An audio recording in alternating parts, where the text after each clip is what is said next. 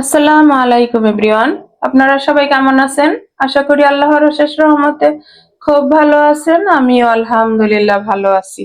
তো আজকের রেসিপি মালাই সরু চাকলি পিঠা। তো এই সরু চাকলি পিঠা বানানোর জন্য এখানে দোকানের কিনা চালের গুঁড়ো আমি এই মেজারিং কাপে 3 কাপ নিয়ে নিলাম, কারণ এই পিঠাটা বানালে একটু বেশি বানাতে হয়। এখন এখানে দিয়ে দিব আমি স্বাদ মতো লবণ, আর দিব এখানে স্বাদ মতো চিনি। যে যতটুকু মিষ্টি খান অতটুকু দিয়ে নিবেন। দিয়ে দিলাম।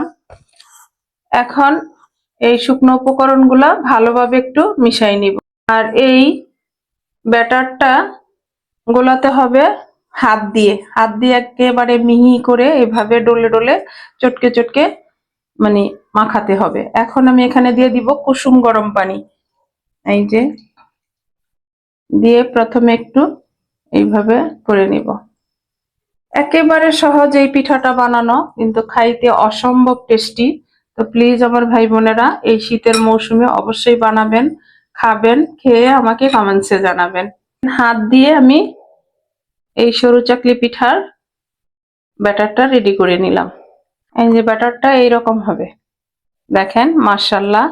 তো এখন এটা সাইডে রেখে আমি প্রথমে মালাইটা বানাই নিব। এই মালাই বানানোর জন্য এখানে অলরেডি আমি 1 লিটার দুধ ঘন হওয়ার জন্য চুলায় বসাই দিছি। এখন এই পর্যায়ে দিয়ে দিব আমি চিনি, 2 চামচের মতো দিব। যেহেতু আমি পিঠাতে চিনিটা দিছি, এখানে চিনিটা আমি কম দিব। তো আপনারা যে যেমন খান ওই রকম দিয়ে নিবেন। আর আজকের এই রেসিপি যদি আপনাদের কাছে একটু ভালো লাগে তাহলে প্লিজ আমার ভাই বোনেরা আমার চ্যানেলটাকে সাবস্ক্রাইব করবেন, লাইক করবেন, শেয়ার করবেন এবং কমেন্টস করবেন। দুধটা কিন্তু অলমোস্ট ঘন হয়ে গেছে। এখন এই পর্যায়ে আমি দিব 1 কাপ গুঁড়া দুধ। যেহেতু মালাই বলে কথা, তো দুধ দিয়ে বানাতে হলে তো দুধটা একটু বেশি দরকার, তাই না? আর যারা হাতের কাছে সর উঠাতে পারেন তারা কিন্তু সর দিয়ে মালাইটা রেডি করে সেটা বানালে আরো বেশি ভালো হয়। তো আমাদের হাতের কাছে নাই, তো আমরা এইভাবেই তো মালাইটা বানাই নিব, তাই না? এখন এইভাবে নেড়ে নেড়ে আমি মালাইটা বানাই নিব প্রথমে। এই যে দেখেন মাশাআল্লাহ। আর এই মালাইটা বানানোর সময় কিন্তু নেড়ে নেড়ে বানাতে হবে, হাত একেবারে চলতেই থাকবে, না হলে কিন্তু পাতিলের তলায় লেগে যাওয়ার সম্ভাবনা থাকবে। দেখেন মাশাআল্লাহ।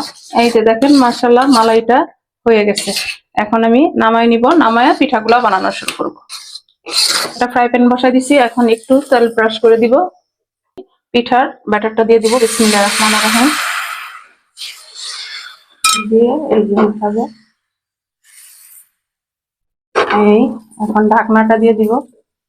1 মিনিটের মতো ঢাকনা দিয়ে রাখলাম। এখন ঢাকনাটা উঠে দিলাম। এখন আমি দিয়ে দিব আমার সেই মালাই। এই যে 1 চামচ নিয়ে নিলাম, মালাইটা দিয়ে এইভাবে দিয়ে দিব। এটা খাওয়ার মজা কিন্তু অসম্ভব টেস্টি হয়। তো প্লিজ আমার ভাই বোনেরা অবশ্যই এই শীতের মৌসুমে বানাবেন, খাবেন, খেয়ে আমাকে কমেন্টসে জানাবেন। এখন আমি এই যে পিঠার বাসটা দিয়ে দিলাম।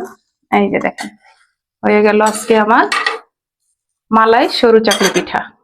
এখন আমি নামাই নিব। এই যে দেখেন মাশাআল্লাহ। তো এইভাবে আমি সবগুলা পিঠা বানাই প্রথমে, তারপর সার্ভ করে আবার আপনাদের সাথে শেয়ার করব। এই যে দেখেন আমার প্রিয় ভাই বোনেরা, হয়ে গেল আজকে আমার মালাই সরু চাকলি পিঠা। দেখেন মাশাআল্লাহ, দেখতে যেমন সুন্দর, খাইতেও অসম্ভব টেস্টি।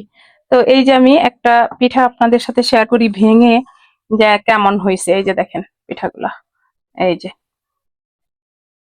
এই যে তো এখন ভাঙ্গি, দেখেন মালাইয়ে ঠাসা।